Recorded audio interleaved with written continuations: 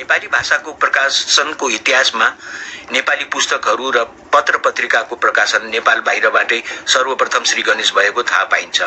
भारतमा नेपालीहरू चारैतिर फैलिएर बसोबास गर्दै आएको इतिहास पनि 200 वर्षभन्दा बढी नै छ। गोर्खा राइफल्सको इतिहास पनि त्यसरी नै 200 वर्षभन्दा बढी नै भएको देखिन्छ।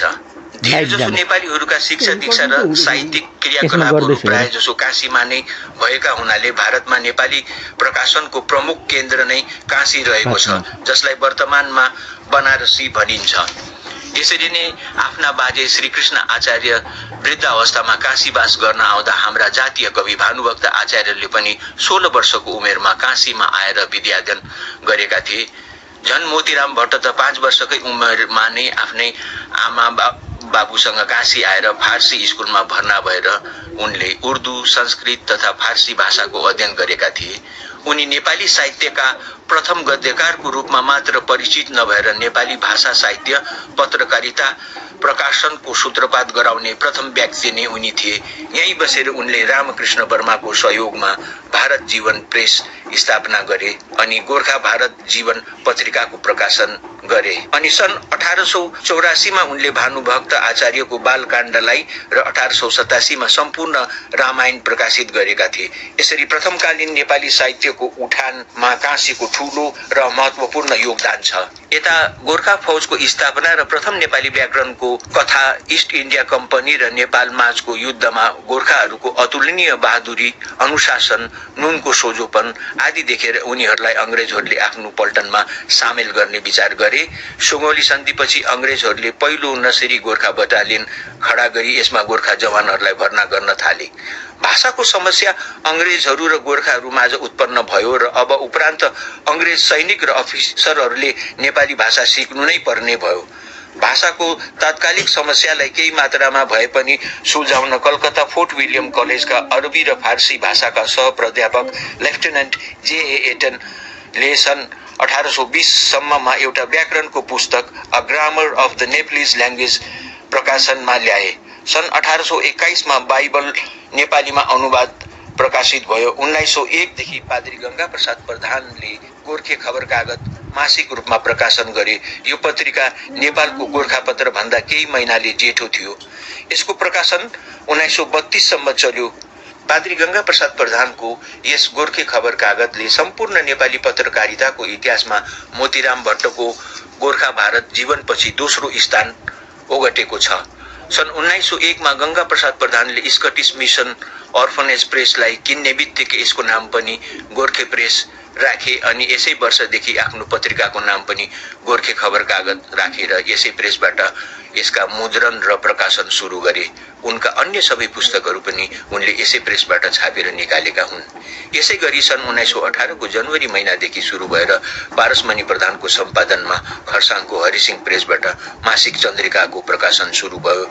यसभन्दा अघि उपन्यास तरङ्गिनी मासिक सन् 1902 बनारस, सुन्दरी मासिक सन् 1906 बनारस, माधवी मासिक सन् 1908 बनारस, गोर्खा साथी सन् 1912 कलकत्ता, चन्द्र मासिक सन् 1914 बनारस, गोर्खाली साप्ताहिक सन् 1915 बनारसको ठूलो योगदान छ। यसै गरी देहरादूनबाट प्रकाशित गोर्खा संसार मासिक नोभेम्बर 1926 देखि 1929 सम्म ठाकुर चन्दन सिंहको सम्पादन र प्रकाशनमा नरेन्द्र विक्रम आदि पनि संलग्न थिए।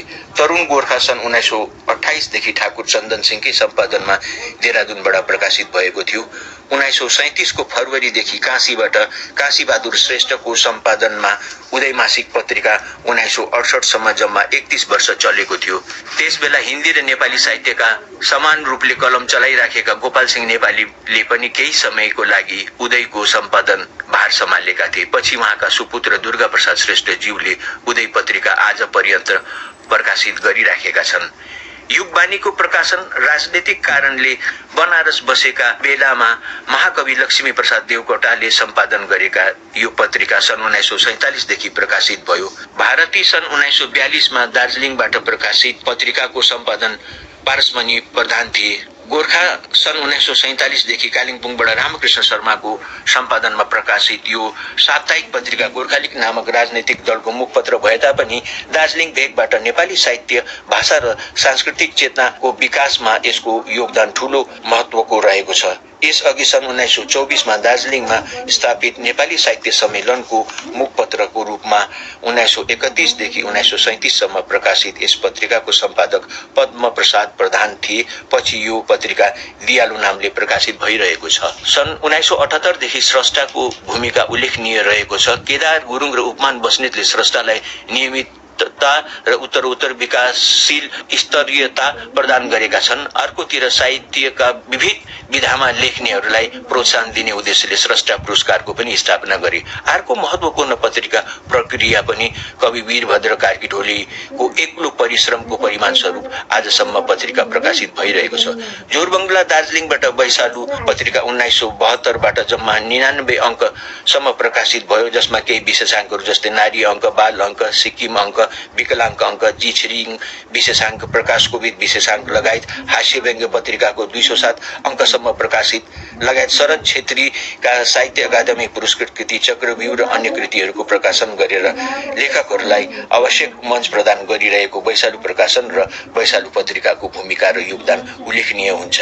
विशेष गरिकन 1947 मा भारत स्वतन्त्र भएपछि प्रकाशनका इतिहासमा नौलो जोश र उमङ्ग देखा पर्यो। सन् 1950 तिरदेखि नै गोरुबथान फागुतिर राई बन्धुहरू जुरमरिएर उठे। कबीर पुस्तकालयका तर्फबाट शमशेर राई जस्ता कर्मठ साहित्य प्रेमीले नेपाली कथा संग्रह निकाले। हाइमन दास राई, डाक्टर भूपत दास राई, पीबी दास राई, पीएन राई जस्ता भाषा प्रेमी र साहित्य प्रेमीहरूको सक्रिय नेतृत्वमा नवयुग नेपाली पुस्तक मन्दिरको स्थापना गरी भारतीय नेपाली प्रकाशनको क्षेत्रमा देखाएको नौलो प्रयास एक अविस्मरणीय घटना थियो। डाक्टर इन्द्रबहादुर राई, असित राई, अच्छा राई, रसिक किरात, भूपदास राई, बीबी राणा जस्ता साहित्यकारहरूलाई नेपाली साहित्य काशमा चिनाउने प्रयास यसै संस्थाले गर्यो। यसपछि प्रकाशनको क्षेत्रमा सप्तकोशी प्रकाशन, डीपीएनएसपी, उपासक देखा पर्छन्। साइकल स्टोरको नामले प्रचलित उपासकको उक्त दोकानपछि कालिम्पोङको उपन्यास प्रकाशनको संस्थानको रूपमा देखा पर्यो। 1980 सम्म सागर प्रकाशन, उपासक प्रकाशन नाउँले प्रशस्त उपन्यासको प्रकाशन गरेर नेपाली उपन्यासलाई साहित्यमा नवोदित उपन्यासकारहरूलाई उकास्ने प्रयास उपासक परिवारले नै गरेको थियो। यसैबीच पारसमणि प्रधानले पीएम प्रधान एन्ड सन्स पुस्तक प्रकाशन तथा विक्रेता नाउँमा मणि परिवारका अनेकौं पुस्तकहरू छापिँदै आएको कुरा पनि कालिम्पोङको साहित्यले बिर्सिने छैन। भाग्यलक्ष्मी प्रकाशनको नाउँ पनि प्रधानका अनेकौं पुस्तकहरू छापिए। मणि प्रिन्टिङ प्रेसको स्थापनाले कालिम्पोङको साहित्यिक जागरणमा नौलो अध्याय थपेको थियो। कालिम्पोङ साहित्य प्रकाशनको क्षेत्रमा नेपाली साहित्य अध्ययन समितिको नाउँ बडो महत्वपूर्ण र उल्लेखनीय छ। 1982 सम्म देखा परेका कालिम्पोङका उल्लेखनीय प्रकाशन संस्थाहरू यस प्रकार छन्: नवयुग नेपाली पुस्तक मन्दिर, नेपाली साहित्य प्रसारक परिषद, DP Upasak and sons, PM Pradhan and sons, Kashinath and sons, Upasak प्रकाशन, सुनिल ब्रदर्स, भाग्यलक्ष्मी प्रकाशन, सप्तकोशी प्रकाशन, नेपाली साहित्य अध्ययन समिति, नेपाली साहित्य संसार, सागर प्रकाशन, लक्ष्मी प्रकाशन, पद्मकला प्रकाशन, हिजआज, उपमा प्रकाशनले पनि धेरै पुस्तकहरू प्रकाशन गरेका छन्। सिक्किम अकादमीले नेपाली, भोटिया, लेप्चा, लिम्बू, राई, मगर, तामाङ, गुरुङ, नेवार, मुखिया एवं शेर्पा भाषा आदिको संरक्षण लगायत विभिन्न साहित्यिक, सांस्कृतिक, कला एवं परम्पराको रक्षक लगायत कृतिहरूको प्रकाशन गर्ने गरेको छ। आकाशदीप प्रकाशन 1 दर्जन कृतिहरूको प्रकाशक। अप्तन साहित्य सिक्किमको पहिलो साहित्यिक संस्थान एवं कृतिहरूको प्रकाशक। दार्जिलिङका ख्यातिप्राप्त प्रकाशन संस्थानहरू परमानन्द प्रकाशनले नेपाली क्यालेन्डर, धार्मिक ग्रन्थहरूको प्रकाशनसितै 3 दर्जन जति, सुभाष घिसिङ, प्रकाश कोविद, गोविन्द शर्मा जस्ता साहित्यकारहरूको कृतिको पहिलो प्रकाशक। अनि 80 वर्षभन्दा अघिदेखि प्रत्येक वर्ष लगातार भानुभक्त क्यालेन्डरको प्रकाशन गर्दै आएको छ। श्रीराज प्रकाशन अहिलेसम्मकै उत्कृष्ट र आधुनिक व्याकरणका पुस्तकहरू लगायत पाठ्य पुस्तक र साहित्यिक कृतिहरूका लागि 300 भन्दा बढी प्रकाशित गरेका छन्। गोर्खा पुस्तक सदन दार्जिलिङ, गोर्खाल्यान्ड दर्पण, गोर्खा वाङ्मय, रेडियो गोर्खाल्यान्ड जस्ता ऐतिहासिक ग्रन्थहरूको सम्पादन र प्रकाशन र वितरण गरेर गोर्खा अस्मिता र गोर्खाल्यान्ड आन्दोलनलाई दरिलो टेवा पुर्याउने संस्था हो। श्याम प्रकाशन 2000 भन्दा बढी पाठ्य पुस्तकहरू र साहित्यिक कृतिहरू प्रकाशक। नेपाली साहित्य सञ्चयका भारतीय नेपाली साहित्य जगतमा गृह पुस्तकालय परियोजनाको थालनी गरेर नेपाल, भुटान सम्मै साहित्यिक पुस्तकहरू उपलब्ध गराउने पहिलो प्रकाशक एवं संस्था। रमेश बन्धु प्रकाशन सोनादा 1 दर्जन भन्दा धेरै पाठ्य पुस्तक र साहित्यिक कृतिहरूको प्रकाशक। नेपाली साहित्य प्रचार समिति सिलगढी 2 दर्जन भन्दा बढी साहित्यिक कृति लगायत साहित्यिक पत्रिकाहरूको सम्पादन एवं प्रकाशन। देव प्रकाशन सिलगढी सन् 1973-74 सिलगढीबाट साहित्यिक कृतिहरूको प्रकाशन सुरु गरेर इतिहास कायम गर्ने प्रकाशन संस्थान। त्यसरी नै साझा पुस्तक प्रकाशनले पाठ्य पुस्तकलाई प्राथमिकता दिएर साहित्यिक कृतिहरू पनि प्रकाशन गर्ने संस्थान। नेपाली एकाडेमी राज्य सरकारको प्रकाशन गृह र साहित्यिक संस्था। नेपाली प्रकाशनको इतिहासमा द मिरिक प्रेस पनि महत्त्वपूर्ण भूमिका रहिआएको छ। पछि यही प्रेस दार्जिलिङमा सरुवा भएर आएपछि जीवन ज्योति प्रेस नामले प्रसिद्ध भयो, जसले ख्रीष्ट साहित्य लगायत धेरै महत्त्वपूर्ण नेपाली साहित्यका किताबहरू प्रकाशित गरेका छन्। दिल्लीबाट प्रकाशित प्रथम नेपाली पाक्षिक समाचार संवाद सञ्जाल 1993 देखि ललिता छेत्रीको सम्पादनमा देखियो। युएसए 7 दूतावास अन्तर्गत सोभियत भूमि पनि अरविन्द रिमाल र शिवप्रसाद उपाध्यायको प्रयासले 5-6 वर्षसम्म दिल्लीबाट नै छापिएको थियो। पछि यो काठमाडौँमा सरुवा भयो।